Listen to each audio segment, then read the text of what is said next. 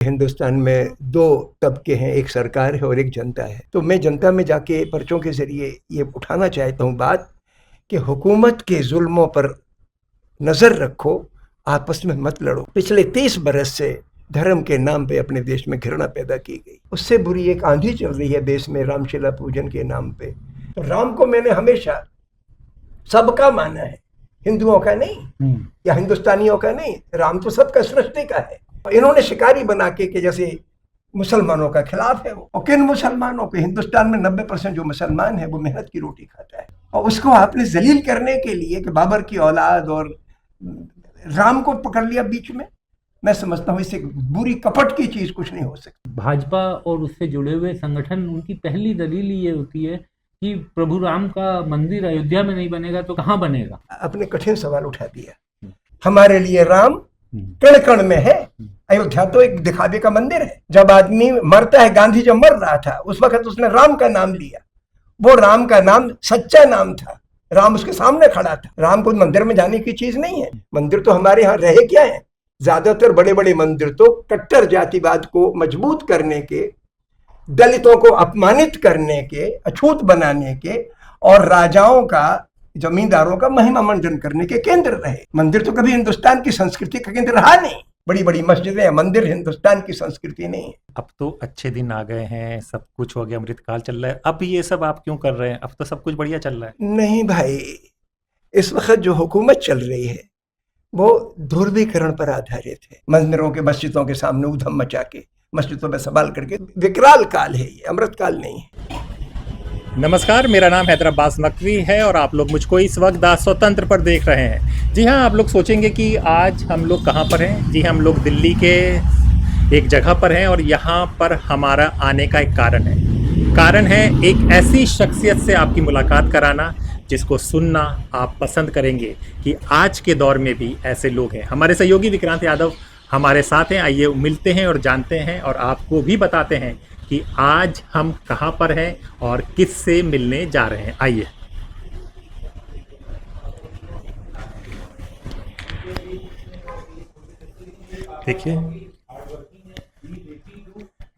देखिए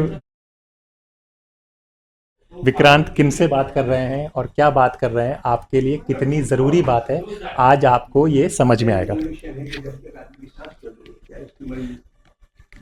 विक्रांत, आज कहाँ पर लेकर आए स्वतंत्र की टीम को? आज हमारे दर्शक जो है वो बहुत खुश हो जाएंगे और ये सब चीज़ें हमें सीखनी चाहिए।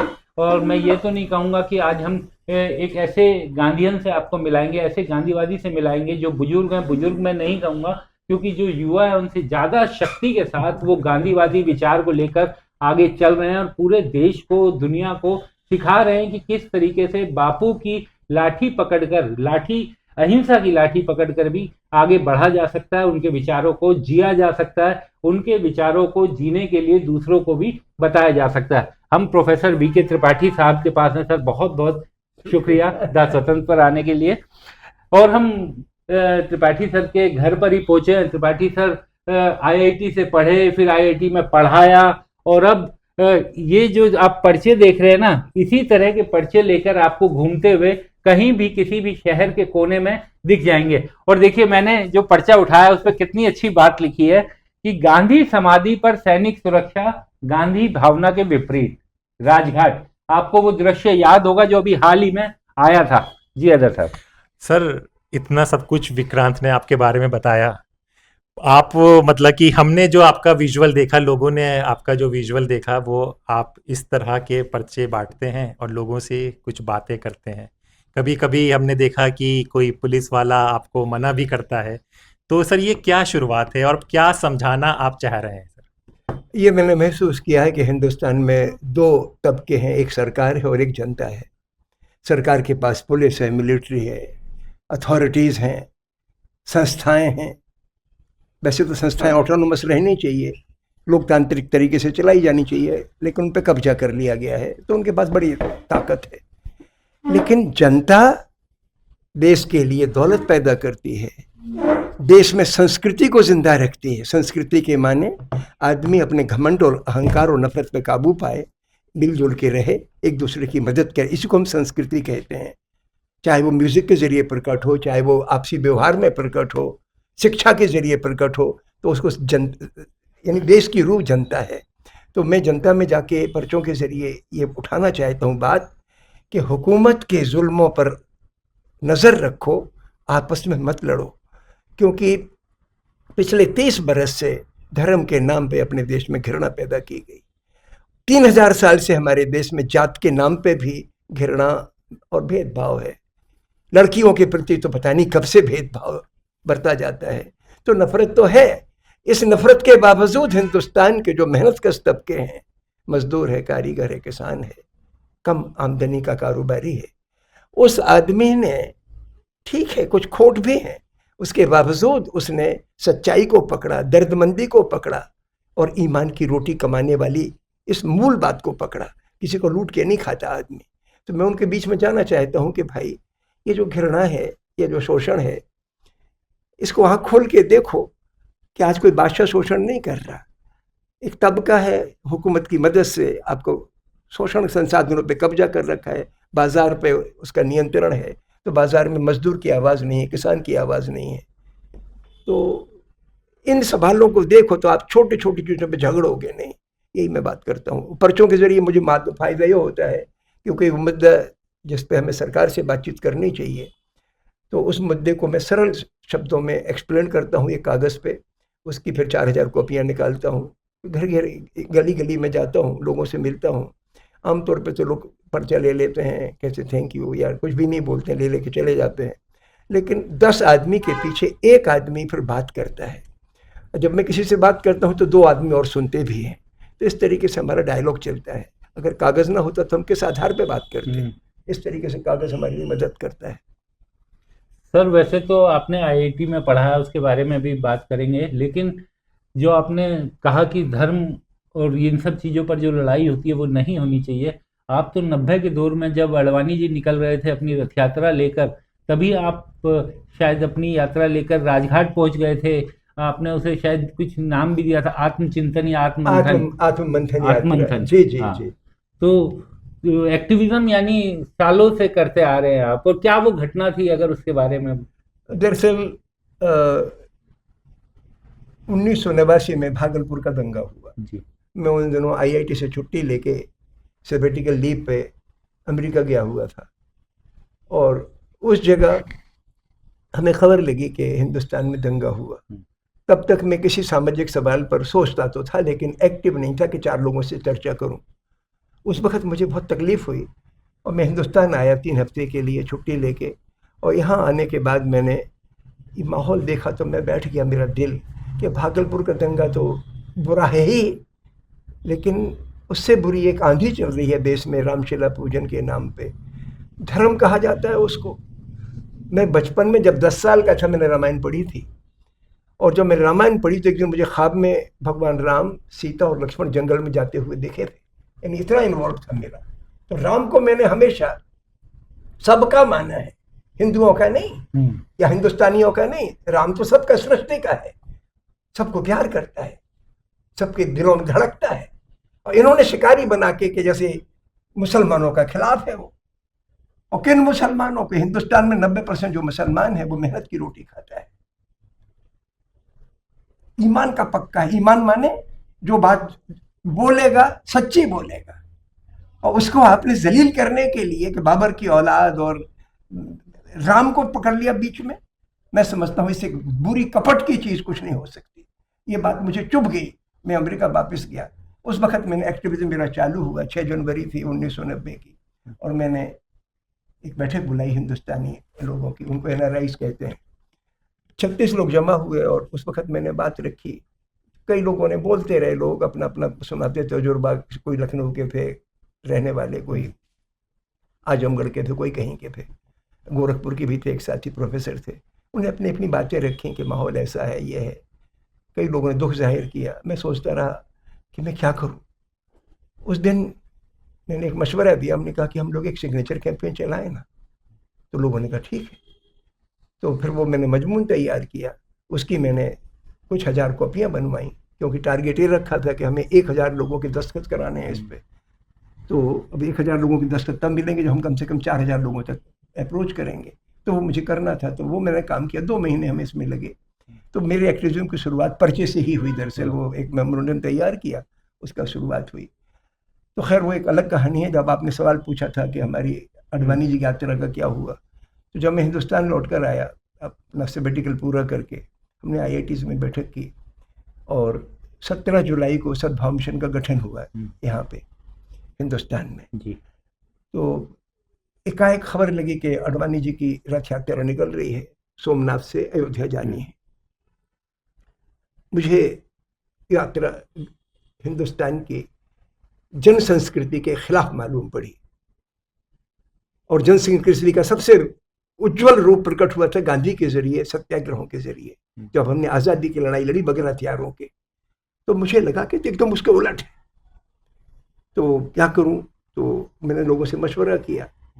तो फिर मैंने एक बात रखी कि हम राजघाट पे 1 घंटे का मौन रखें और राजघाट से राष्ट्रपति भवन तक आत्ममंथन यात्रा निकालें, जो हमारी आज़ादी आंदोलन की विरासत है, देश की जन संस्कृति की विरासत है, उसको फोकस में लाने के लिए हम यात्रा निकालें और इसका विरोध करते हुए। तो वो हमने किया। तो अंदर तो जा नहीं पाए राष्ट्रपति भवन में। उन्होंने कहा कि एक उनके कोई सेक्रेटरी होते हैं, तो वो आए, उन्होंने हमारे मेमोरेंडम लिया।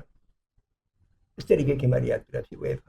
आपने कहा सर कि जो वो यात्रा थी वो जन संस्कृति के खिलाफ थी, लेकिन भाजपा और उससे जुड़े हुए संगठन, उनकी पहली दलील ये होती है कि प्रभु राम का मंदिर अयोध्या में नहीं बनेगा तो क्या कहाँ बनेगा। तो इसे जन संस्कृति के खिलाफ आप बता रहे हैं, वो वैसा क्यों बोल रहे हैं? ऐसा है कि आपने कठिन सवाल उठा दिया। जन संस्कृति का मतलब होता है कि आम जन जिस तरीके से अपनी जिंदगी में बीमार पड़ने पर भगवान का नाम लेके सुकून हासिल करता है, दुख दर्द में ईश्वर की विनती करता है, प्रार्थना करता है, उसको हम भक्ति कहते हैं। और मेरी माँ, जब मेरी बहन को बड़ी चेचक निकली, नहाया उसने, गीले कपड़ों में जमीन पर लेट लेट के, बड़े मंदिर नहीं गई, वो गई एक पेड़ के नीचे, छोटी छोटी पत्थर की मूर्तियां रखी जिनको हम दुर्गा कहते थे, माता बाई कहते थे, वहां गई। हमारी संस्कृति तो वो है। हमारे लिए राम कण कण में है। अयोध्या तो एक दिखावे का मंदिर है, असली राम तो हमारे रगों में है। जब आदमी मरता है, गांधी जब मर रहा था उस वक्त उसने राम का नाम लिया। वो राम का नाम सच्चा नाम था, राम उसके सामने खड़ा था। राम को मंदिर में जाने की चीज नहीं है। तो जन संस्कृति माने जनता के लिए कि रगों में जो चीज पची है, और उसमें राम सबका मानते हैं जनता। राम ये नहीं मानती कि हिंदू का है कि मुसलमान का, उसी को जनता अल्लाह कहती है। जब ईश्वर और अल्लाह के रूप में राम को याद किया गांधी ने, उसने जन संस्कृति की को आवाज दी। वो जन संस्कृति है, और अकेले गांधी ने खड़ी नहीं की थी।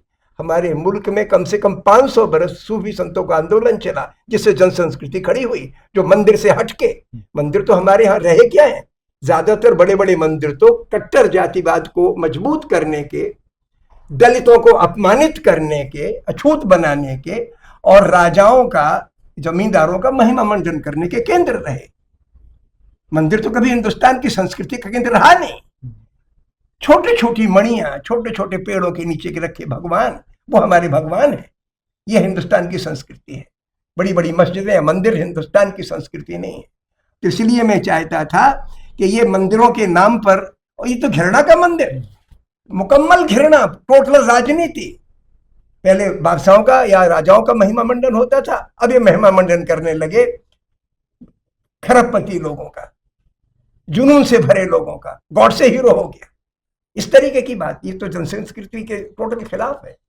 भले ही इसको राम का नाम लें, कुछ नहीं, इससे फर्क क्या पड़ता है। सर ये सब तो आपने किया, लेकिन अब तो अच्छे दिन आ गए हैं, सब कुछ हो गया, अमृतकाल चल रहा है, अब ये सब आप क्यों कर रहे हैं? अब तो सब कुछ बढ़िया चल रहा है। अच्छा नहीं चल रहा है, बताया तो यही जा रहा है कि सब अच्छा चल रहा है। नहीं भाई, इस वक्त जो हुकूमत चल रही है वो ध्रुवीकरण पर आधारित है,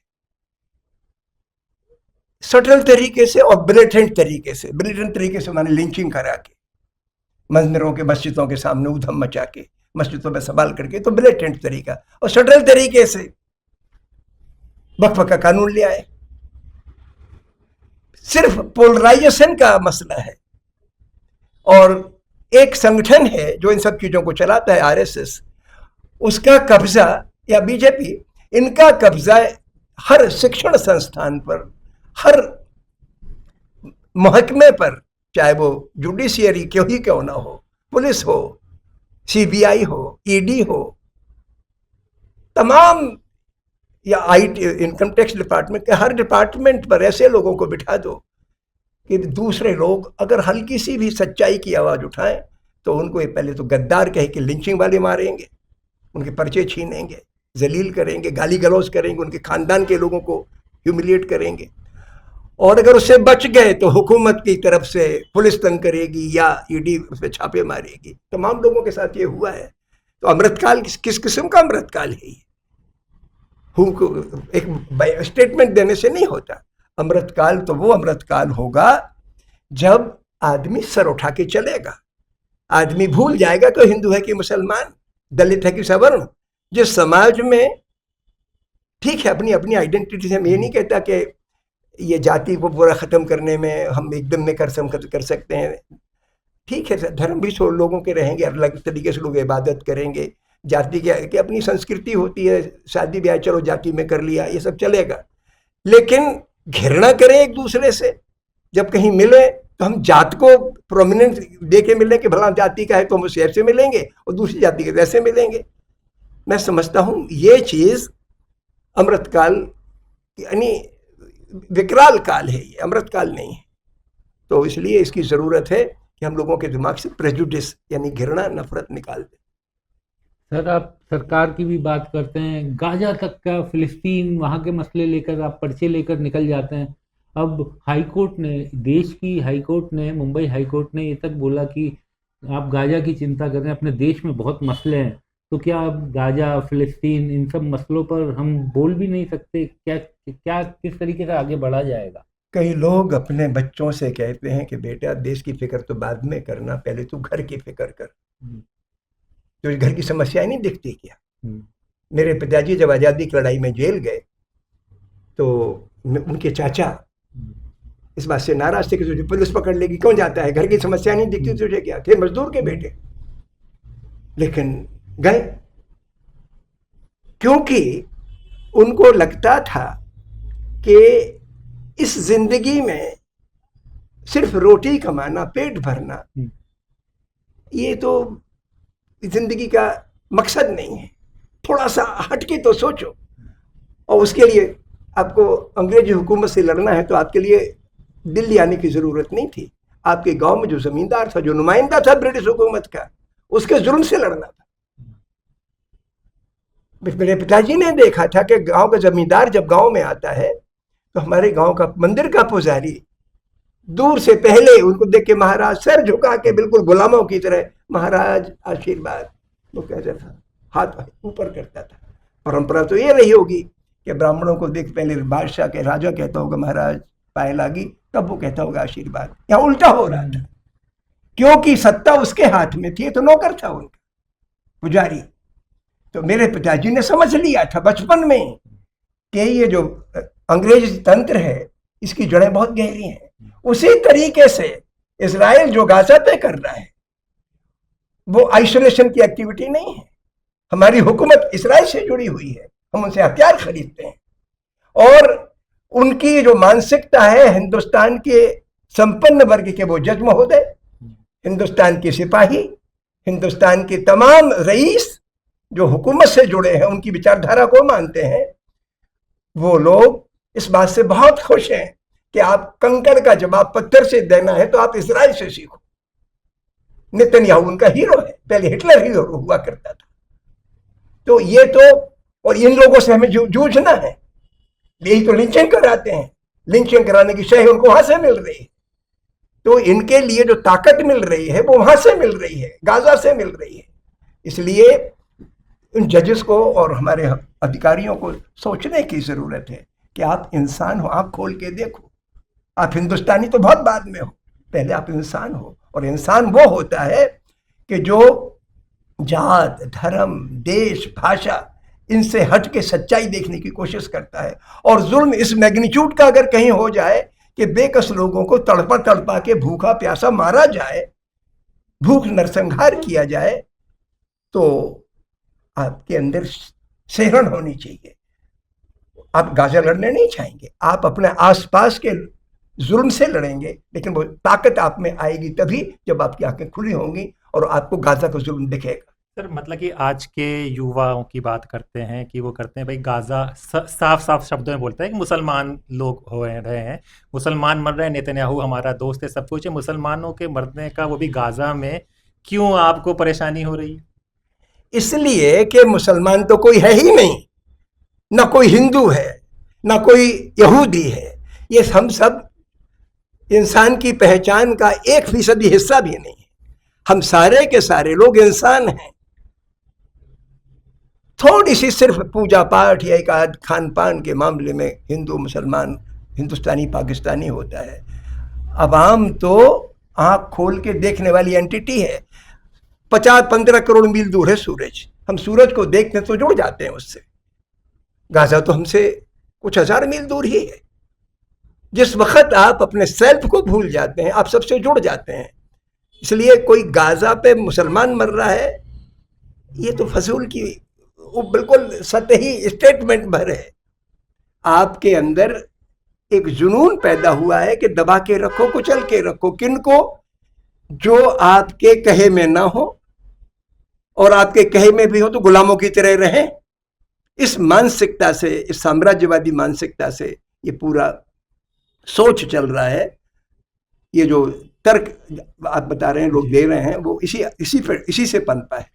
लेकिन सर, आरएसएस प्रमुख मोहन भागवत, प्रधानमंत्री, हालांकि इस बार 15 अगस्त पर भी उन्होंने लाल किले की प्राचीर से आरएसएस के बारे में बताया। आरएसएस प्रमुख अभी दिल्ली में 3 दिन अपना कार्यक्रम करके गए। वो कहते हैं कि देश में सबका डीएनए एक है।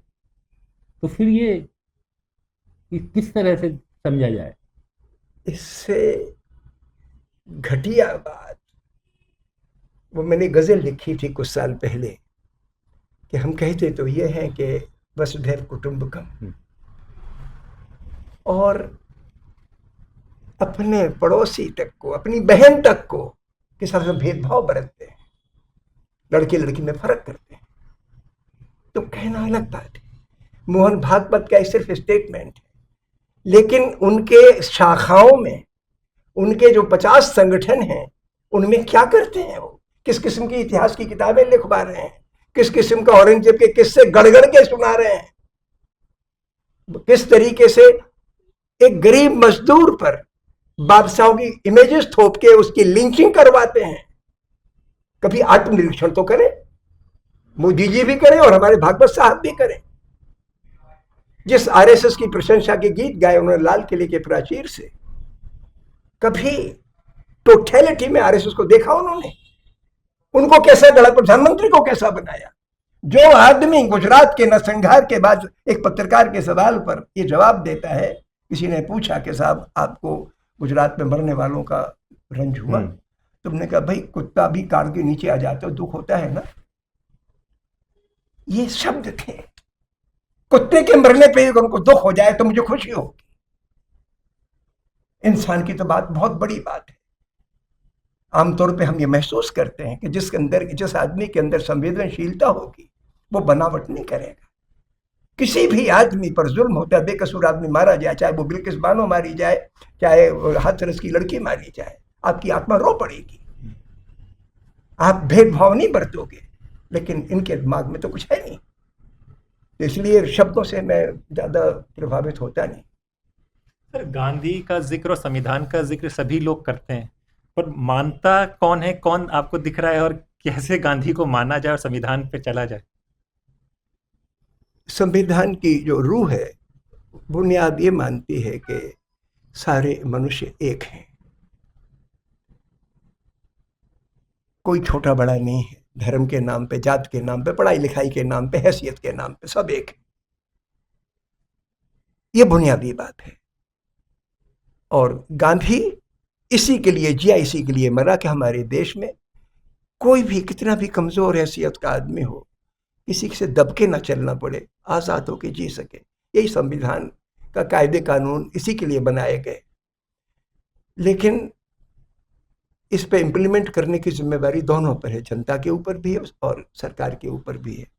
सरकार चूंकि एक तंत्र के तहत काम करती है, अथॉरिटी के तहत काम करती है, तो धौंस जमाती है, और धौंस इसेंशियली एक अथॉरिटेरियन चीज़ है कि अथॉरिटी के जरिए आप लोगों से काम विवरण करवाओगे तो उनको इसेंशियली दबाओगे, तो उसमें वो चीज़ शामिल होती है।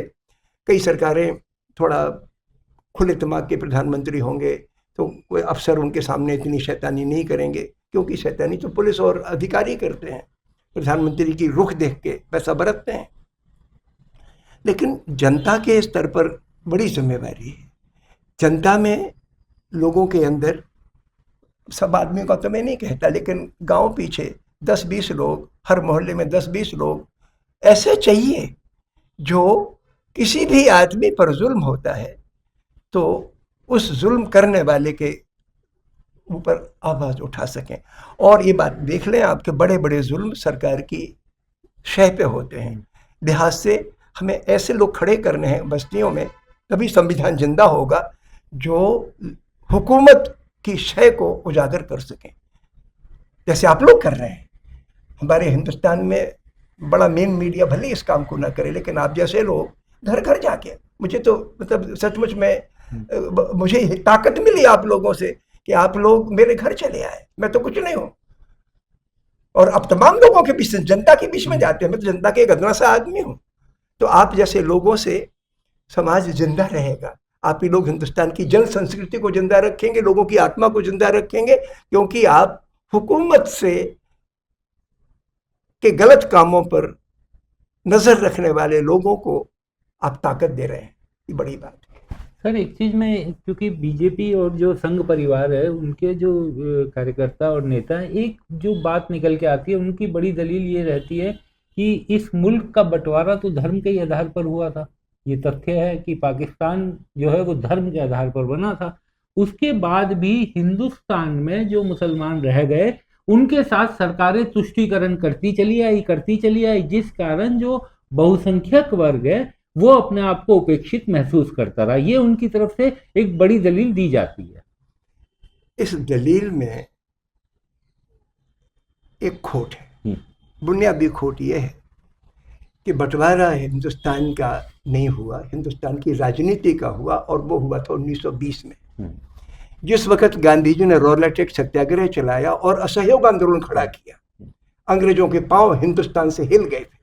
हिंदुस्तान के जमींदार वर्ग को, महाजन वर्ग को यानी व्यापारी तबके को, और हिंदुस्तान के अफसर वर्ग को जो अंग्रेजों के साथ काम करता था, बिल्कुल जी हुजूरी में जुटा था, उसको लगा कि ये तो अतना मजदूर की में ताकत आ जाएगी, वो हमारी हुक्म नहीं बचाएगा, हमारी गुलामी नहीं करेगा। क्योंकि उसको तो असली दबा के रखना था मजदूरों को, कारीगरों को, किसानों को। तो उन्होंने कहा ये तो हमें सर बराबर आ जाएगा। वो बराबरी उसको बर्दाश्त नहीं थी इस तबके को। तो उन्होंने सांप्रदायिकता की राजनीति शुरू की, चाहे वो मुसलमान जमींदार हो चाहे हिंदू जमींदार हो। तो जो मुसलमान नवाब और जमींदार थे वो मुस्लिम लीग की तरफ झुक गए, और ये हिंदू महासभा की तरफ झुक गए, और दोनों अंग्रेजों के साथ जुड़े थे। दोनों को आपस में घृणा नहीं थी, इनको घृणा थी आज़ादी आंदोलन से। तो 1920 में देश की राजनीति का बंटवारा हुआ। असली राजनीति जो जन राजनीति थी वो आज़ादी के हक में काम कर रही थी। उसमें बड़ी धारा, अहिंसक धारा थी, कुछ क्रांतिकारी भी थे, भगत सिंह सरी के लोग, अशफाक उल्लाह जैसे लोग। तो एक वो धारा हमारे देश में आज़ादी की धारा थी, दूसरी आज़ादी को ख़त्म करने के लिए, अंग्रेजों की मदद करने के लिए ये धारा खड़ी हुई। इसी ने जाके बंटवारा कराया। तो धर्म के नाम पे बंटवारा नहीं हुआ, धर्म के नाम पे घृणा पैदा की गई। बंटवारा तो हुआ है अपनी इस तबके की अथॉरिटी पर आंच ना आ जाए ताकि जनता को तोड़ के रखो। और वो हुआ यही कि जब बंटवारा हो गया तो पाकिस्तान में भी इलीट इन्हीं तबकों की हुकूमत आई। हमारे मुल्क में ऐसा नहीं हुआ, लेकिन ये तबके फिर कांग्रेस में घुस गए क्योंकि हुकूमत में वो आ गई थी। तो हमारे यहाँ वो चीज़ चलती रही, क्योंकि आज़ादी आंदोलन की बड़ी विरासत इस मुल्क में थी, वहाँ पे भी थी। तो वहाँ के आज़ादी सेनानियों को, खान अब्दुल गफ्फार खान जैसे लोगों को तो उन्होंने कैद में कर दिया, डाल दिया।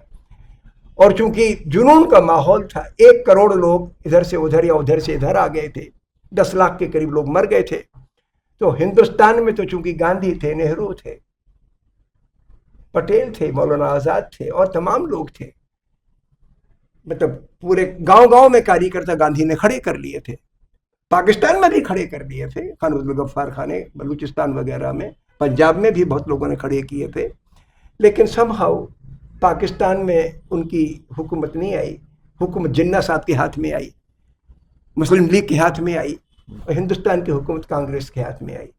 तो हिंदुस्तान का वो जो नफरती तबका था, जो ये बात आप जिसकी बात कर रहे हैं कि वो कहते हैं कि साहब धर्म के नाम पे बंटवारा हुआ, धर्म के नाम पे बंटवारा नहीं हुआ, दो पार्टियों में बंटवारा हुआ हुकूमत का। मुस्लिम लीग में 4 सूबे उनको मिले, बाकी कांग्रेस को मिले बाकी सूबे, और आदमियों के लिए जिसको जहां रहना है इसको रहने की आज़ादी थी।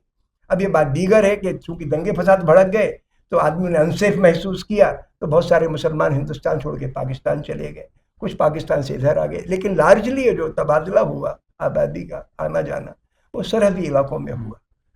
बाकी कहाँ जाता गरीब आदमी? हिंदुस्तान का 90% आदमी तो दिन में मेहनत करता है, शाम को खाता है। वो कहाँ जाता? अपनी बकरी लेके, भेड़ लेके या गाय लेके, तो वो तो जहां रहा वहीं रहा, तो वो जा ही नहीं सकता था। और बंटवारा इसके लिए हुआ भी नहीं था, ये पॉलिटिकल बंटवारा था, हुकूमत का बंटवारा था। जनता का क्या मतलब इसमें, और धर्म का क्या ताल्लुक इसमें? धर्म तो इसमें कहीं था ही नहीं, घृणा में धर्म होता नहीं। सर एक हमारे यूथ को एक चीज़ बड़ी बताई जाती है कि भाई जो कुछ अभी गलत हो रहा है वो सब नेहरू जी ने किया है, अगर मोदी जी उस वक्त होते तो ये सब स्थितियां बदल जाती। तो आपने सब देखा है इतना पुराना वक्त, तो क्या सर जो अभी सब कुछ जो नहीं हो पा रहा है वो सब की गलती नेहरू जी की है? आज तक मैं नेहरू जी की एक गलती को समझ नहीं सका, जिसके लिए गलती बताते हैं हमारे प्रधानमंत्री। एक बात भी मुझे समझ नहीं आई, वो कौन सी बात है जो गलत की नेहरू ने? जमींदारी प्रथा खत्म की, हिंदुस्तान में देसी उद्योग खड़े करने के लिए, यानी मॉडर्न इंडस्ट्री लेकिन देसी लोगों के हाथ में हो, उसको पनपाने की कोशिश की। इंदिरा गांधी ने हरित क्रांति की इस मुल्क में, सहकारी आंदोलन को बढ़ावा दिया। हमारे गांव के इलाके में पत्थर की खदानें हैं। इंदिरा गांधी ने कहा पहले तो रईसों को लीज मिलती थी उनकी, अब प्रायोरिटी उनको दी जाएगी जो कारीगर तबके की कोऑपरेटिव बना के आएंगे, उनको हम प्राथमिकता देंगे। और हुआ। तो अगर आप 1947 से लेके 1991 तक के दौर को देखें तो उस पीरियड में हिंदुस्तान के आम लोग धीरे धीरे अर्थव्यवस्था की मुख्य धारा में आए, राजनीति की मुख्य धारा में आए। हाशिए पे भी काफ़ी लोग रह गए, तो धीरे धीरे उनको बदलाने की कोशिश कर रहे थे। हमारी मिक्स्ड इकोनॉमी थी, जो ताकि भावों पे सरकार नियंत्रण रख सके। और अगर आप विकास दर देखें तो देश की विकास दर भले ही 3-3.5% रही, लेकिन सब तबकों की विकास हुआ। मजदूर, कारीगर, हमारे देश में भूखमरी खत्म हो गई। 1966 में अकाल की सूरत पैदा हो गई थी। इंदिरा गांधी ने बुलाया स्वामीनाथन को कि आप ऐसी योजना बनाओ ताकि हम अन्न के मामले में स्वावलंबी हो सके। हम स्वावलंबी हुए। हमारे देश जब आज़ाद हुआ तो हमारी जो लाइफ एक्सपेक्टेंसी थी वो 30 बरस के आसपास थी। इंदिरा गांधी ने और नेहरू ने और इन लोगों ने वो किया। और नेहरू ने, जहाँ तक विदेश नीति का सवाल है, उसने कहा कि इस वक्त कोल्ड वार चालू हो गया। जब हम आज़ाद हुए उसके 1-2 साल के बाद कोरियाई जंग चालू हो गई। कोरिया पे जो जंग थी साम्राज्यवादी लड़ाई थी, 50 लाख लोग मरे थे, एक तरफा हमला था और बहाना यह था कि कम्युनिज्म आने का खतरा है। बाद में वियतनाम पे लड़ाई चालू हो गई। इस बीच में लुमुम्बा कांगो के उनको ख़त्म करवा दिया गया, तो कांगो पर चिकड़ पैदा हो गई। बेल्जियम का गुलाम था वो पहले। जब आज़ाद हुआ तो लुमुम्बा वहाँ की आज़ादी की लड़ाई के सेनानी थे, नेता थे। 1 साल वो उनकी हुकूमत रही, उनको हटा दिया। तो इस तरीके से तमाम वो दौर चल रहा था जहाँ पर डेमोक्रेटिकली इलेक्टेड रिप्रेजेंटेटिव या प्रधानमंत्री या राष्ट्रपति को कू करा के ख़त्म किया जाता था और सैनिक शासन लाया जाता था या पुपेट गवर्नमेंट बिठाई जाती थी। ये दौर चल रहा था। नेहरू ने उस वक्त नासिर और टीटो से मिलके निर्गुट राष्ट्र सम्मेलन खड़ा किया। बिल्कुल। अगर आप उस कंटेस्ट को समझें तो मैं समझता हूँ कि कोई भी आज़ादी प्रेमी, इंसानियत प्रेमी इंसान उससे बेहतर, एक गरीब मुल्क थे हम, हमारे पास अमेरिका जैसे एटम बम नहीं थे, रूस जैसे एटम बम नहीं थे, लेकिन सच्चाई की ताकत थी और तब हम लोग हिंदुस्तान से जुड़ गए। तो मेरे ख्याल से मोदी जी का नेहरू जी पे हमला या आरएसएस का हमला बिल्कुल गुलामों का हमला है। इनको इंटरेस्ट किसी और के सर्व करने हैं और गांधी को अटैक करो। इनके कई हमले हैं, मतलब जाति के, मतलब इनको मजदूरों से नफरत, किसानों से नफरत, गांधी और आज़ादी से नफरत, मुसलमानों से नफरत, ये सब। लेकिन जैसे भेड़िया होता है कि शिकार करने जाता है तो चाहता तो सारी भेड़ों को खा ले, लेकिन एक भेड़ को झुंड से अलग करता है और फिर हमला करके मारता है। इन्होंने आजकल फ्रंट पे इसको कर रखा है। तो गांधी से नफरत इनकी बहुत डीप रूटेड है। नेहरू से नफरत गांधी से जुड़ी हुई है, गांधी और नेहरू को एक मानते हैं। लेकिन सर आपने कहा कि प्रधानमंत्री ने तो, एक प्रज्ञा सिंह ठाकुर आई थी बीजेपी की एमपी, जिन्होंने गोडसे को लेकर बयान दिया था, तो प्रधानमंत्री जी ने कहा था कि मैं मन से माफ़ नहीं कर पाऊंगा। और इसी से जुड़ते हुए मैं सवाल पूछना चाहूँगा सर कि एक जो चीज़ ये, बट आप तो खैर आईटी से हैं, लेकिन व्हाट्सएप यूनिवर्सिटी में तो ये कहा ही जाता है सर कि संदेश मिलता है कि उन्हीं की भाषा में अगर बोलूं तो गांधी ने अगर खेल ना किया होता तो नेहरू देश के प्रधानमंत्री ना बनते, पटेल बनते। तो पटेल और नेहरू को सहयोगी ना दिखा करके एक विरोधी दिखाने की कोशिश भी बहुत लंबे समय से चल रही है। मैं एक बार वर्धा गया, सेवाग्राम, तो जिस कुटिया में गांधी जी खाना खाते थे, खाना बनता था, रसोई घर उसके लोग खाना खाते थे, तो भोजन संबंधी हिदायत में पढ़ रहा था। जैसे पहली हिदायत उसमें लिखी थी, अगर दाल, यहाँ पे पहला हिदायत तो यही लिखी थी कि सब्जी सीमित है, एक बार जितनी परसी जाए दूसरी बार ना मांगे, दाल आप कितनी भी ले सकते हैं। दूसरी हिदायत ये थी कि अगर सब्जी या दाल में नमक ज़्यादा हो तो उस वक़्त खा लें और टाल मटोल ना करें, और बाद में खाना खाने के बाद कह दें कि आज नमक ज़्यादा था। ऐसा हिदायत नहीं थी। इतने में 2 लड़के आए, कहने लगे कि भाई वो गांधी जी तो छोटी बिरादरी वालों के खिलाफ थे। एक ब्राह्मण को उन्होंने प्रधानमंत्री बनवा दिया, पटेल को नहीं, क्योंकि छोटी जाति के थे। ये पहली बार मैंने वहां सुना। मैंने कहा कि भाई पटेल आमतौर पे व्यापार करते हैं, तो व्यापारियों के पास तो बड़ी ताकत होती है, छोटी जाति का तो अपन नहीं कह सकते उनको। लेकिन वो तर्क करने लगे लड़के। बाद में जो आप कह रहे हैं ये मैंने सुना, कई जगह सुना, हॉस्टल में कई जगह ये बात होती है। तो ठीक है, नेहरू और पटेल में आर्थिक सवालों को लेके, विकास को लेके मतभेद थे, गांधी में भी थे। गांधी अब साथ काम करेंगे तो मतभेद होगा, एक उद्देश्य के लिए काम करेंगे। गांधी और नेहरू में भी मतभेद थे। उसके बावजूद पटेल ने, मतलब बड़ी गजब की बात है, वो अभी मैं भूल गया कौन सा आदमी था, वो बता रहे थे, बहुत निकट थे जो पटेल के, मैं नाम उसका इस वक्त जहन से उतर गया। जब पटेल आखिरी वक्त इलाज कराने बम्बई जा रहे थे, वहीं जाके मर गए। हाँ जी। तो उन्होंने उनको बुलाया अपने पास, बोले तुम पहले मुझे वचन दो कि मेरी बात को मानोगे। बोले बताइए। वचन दिया उन्होंने। बोले नेहरू का साथ मत छोड़ना। जवाहरलाल कहते थे वो, जवाहरलाल का साथ मत छोड़ना।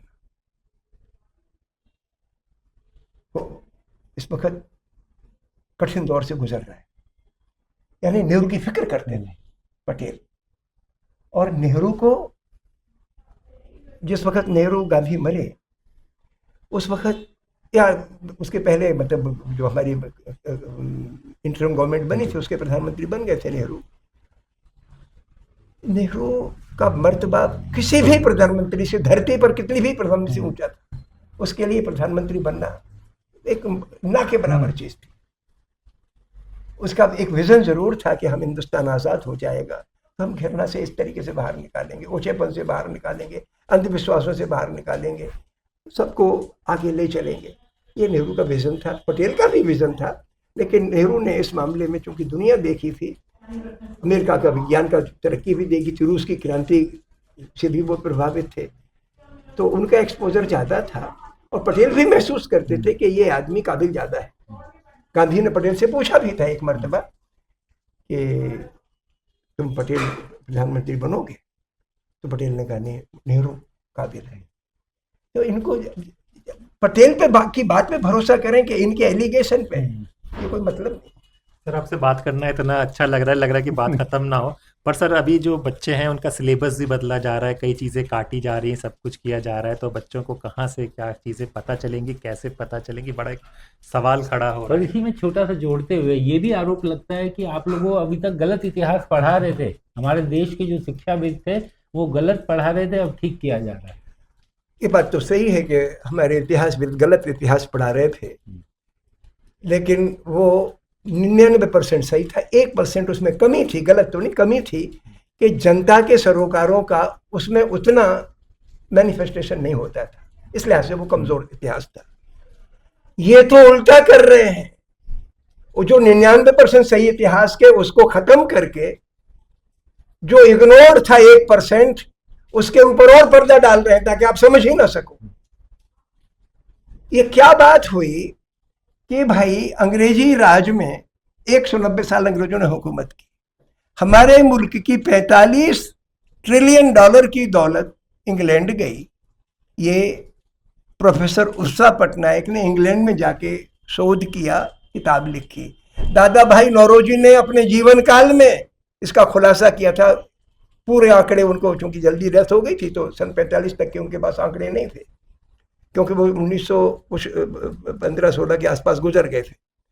लेकिन उषा पटनायक ने उसको आगे बढ़ाया, जबकि अंग्रेजों से पहले 300 बरस तक देश में कोई बड़ा अकाल नहीं पड़ा था।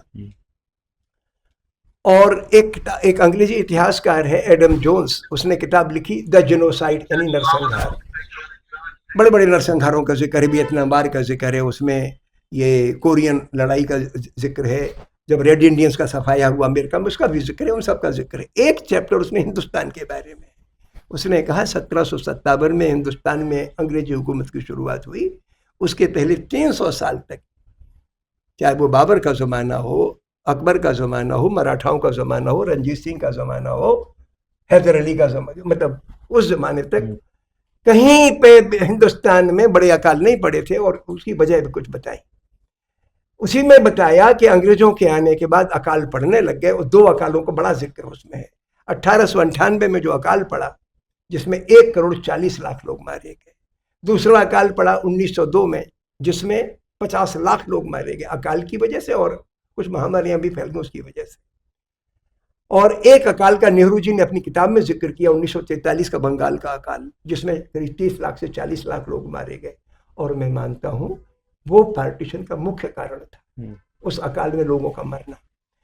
तो कहना क्या है मेरा कहना यह है, आप इतिहास में इस सच्चाई को छुपाने की साजिश ना करो कि 3 करोड़ लोग जो ब्रिटिश राज में मर गए, 45 ट्रिलियन डॉलर की दौलत, जो आज की 1 साल की हमारी कमाई 3 ट्रिलियन डॉलर होती है, उससे 15 गुनी कमाई हमारे मुल्क की चली गई इंग्लैंड, जिसकी वजह से अकाल पड़े। हमारे कुटीर उद्योग चौपट कर दिए गए, वो उद्योग जो दुनिया में अव्वल थे, जिसकी वजह से हमारा जीडीपी, वर्ल्ड जीडीपी का 25% होता था अंग्रेजों के आने के पहले, अंग्रेजी राज के बाद वो घट के 2% रह गया।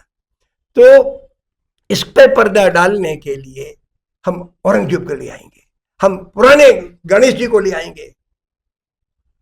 किस चीज की बात है ये? धोखा किसके लिए? ये तो धोखा देने वाली, इतिहास के नाम पर आंखों पे पर्दा डालने वाली बात है। इसलिए जो इतिहास के बारे में आपका कहना है, कि मैं महसूस करता हूं कि हमारे लिए इतिहास इम्पैक्ट समाज पर क्या पड़ा, अर्थव्यवस्था पर क्या पड़ा, आपसी संबंधों पर क्या पड़ा। अंग्रेजों के पहले के समाज में जाति के आधार पर समाज बटा था, धर्म के आधार पर समाज बटा नहीं था। जितने बादशाह देखो, जितने राजा देखो, सबके, चाहे शिवाजी देख लो, चाहे औरंगजेब देख लो, उनकी हुकूमत में हर मजहब के लोग थे। अंग्रेजों ने क्या किया? धर्म की घृणा को राजनीति का केंद्र बिंदु बना दिया, हिंदुस्तान के जमींदारों से मिलके, अफसरों से मिलके और व्यापारियों से मिलके। इस चीज को हमें पढ़ाना है। यह है इतिहास कि किस तरीके से हमारे ऊपर साम्राज्यवाद ने जुल्म ढाया, और साम्राज्यवाद के पहले का जो सामंतवाद था उसमें चाहे मुसलमान रूलर रहा हो, चाहे अंग्रेज, चाहे हिंदुस्तानी रूलर रहा हो, हम रूलर को जनता से आइडेंटिफाई हरगिज ना करें। उन्होंने जुल्म किए, लेकिन वो जुल्म बादशाहों के थे, राजाओं के थे, अवाम के नहीं थे। किसी ने सती प्रथा को चालू रखा, किसी ने बंद कर दिया। जिसने चालू रखा उसने समाज में एक कुप्रथा को चालू रखा, ताकि जिन जातियों में सती प्रथा की परंपरा थी, उन जातियों के जो अथॉरिटेरियन लोग थे वो नाराज ना हो जाएं या उनको ताकत मिले। इस तरीके का हुआ है। सर, चलते चलते बस आपसे एक सवाल ये पूछना चाहेंगे, पूरा जीवन आप पढ़े पढ़ाए, उसके बाद ये पर्चे बांटने निकल गए, रोज अपना झोला उठा के पर्चे बांटने निकल जाते हैं। परिवार ने, बच्चों ने कभी ये नहीं कहा कि अब थोड़ा रिटायर्ड लाइफ जी लो, आराम कर लो, बढ़िया सोफा लगा करके एसी चला करके बैठो, थोड़ा तबीयत को सुस्ताओ? ऐसा है कि जब मैं अमेरिका में रहता था तो अमेरिका में से लौटने का मेरा एक वजह यही थी कि इसराइल ने लेबनान पे हमला किया जी। और वो बड़ा डिसीजन था, क्योंकि हम वहाँ सेटल कर गए थे, ग्रीन कार्ड वगैरह था, और मेरा छोटा बच्चा स्कूल में पढ़ने लगा था, और दो बच्चे छोटे छोटे थे, मतलब एक लड़की भी वहाँ के किंडरगार्टन में जाने लगी थी, छोटा लड़का तो 2 ही साल का था। तो बच्चों के एतबार से अमेरिका कंफर्टेबल जगह है। और मेरी वाइफ, जब मैंने तय किया कि हिंदुस्तान लौटूं, तो उनका कहा चलो लौट चलते हैं। मुख्य कारण हमारा अमेरिका की सरकार का सपोर्ट इसराइल के लिए उस जंग में, जिसमें फ़िलिस्तीनी मारे गए थे 20,000 के करीब था, तो उन्होंने मेरा साथ ही दिया। फिर जब हिंदुस्तान लौट के आए तो मेरे पिताजी तो गांधी के साथ जेल वेल गए थे आज़ादी की लड़ाई में, तो उनको तो बहुत खुशी हुई कि जब सांप्रदायिकता के सवाल पे मैंने काम चलना चालू किया, तो सबसे ज़्यादा खुशी मेरे पिताजी को ही हुई और मेरे टीचर को हुई, जिन्होंने बचपन में मुझे पढ़ाया था। उनकी दुआएं मुझे मिली। अहमद बख्श नाम था उनका। मेरी माँ भी खुश हुई कि तुम चलो एक काम ऐसा कर रहे हो जिसमें कि भेदभाव मिटे। मेरी बहनें 8 बहनें हैं, उनके बच्चे हैं, तो बहन तो हमारी सारी की सारी मेरे सोच की ही है। मेरे बच्चों को बल्कि ताकत मिली इस बात से कि मैं एक पॉजिटिव काम कर रहा हूँ, तो मुझे परिवार की तरफ से कोई हुआ। हालांकि मेरे कुछ रिश्तेदार ज़रूर मतलब आरएसएस विचारधारा रखते हैं, तो उनको थोड़ा नाराज़गी हुई है, लेकिन कुछ ने पीठ पीछे भी कहा होगा कि क्या बेवकूफ़ आदमी है, इतना बढ़िया जीवन छोड़ करके। हाँ, कहते हैं कुछ लोग, लेकिन ओवरऑल मेरे परिवार ने कभी ऐतराज़ नहीं किया। सर, आपने आरएसएस का जिक्र करते चलते कर लें एक, क्योंकि बहुत बड़ा सवाल है कि देश की आज़ादी में आरएसएस का क्या योगदान रहा है, और वीर सावरकर के बारे में भी कुछ बता दीजिए तो लोगों को पता चल जाए। मैंने तो कोई उनका योगदान पढ़ा नहीं, बल्कि योगदान ये रहा कि आज़ादी आंदोलन को कुंठित कैसे किया जाए, ख़त्म कैसे किया जाए।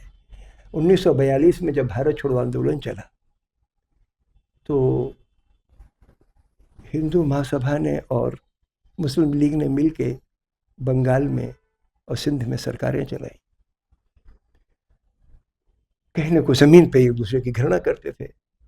आरएसएस की पॉलिटिकल विंग नहीं थी उस ज़माने में, लेकिन ज़हनी तौर पर आदर्श के रूप में हिंदू महासभा के सावरकर के वो साथ थे।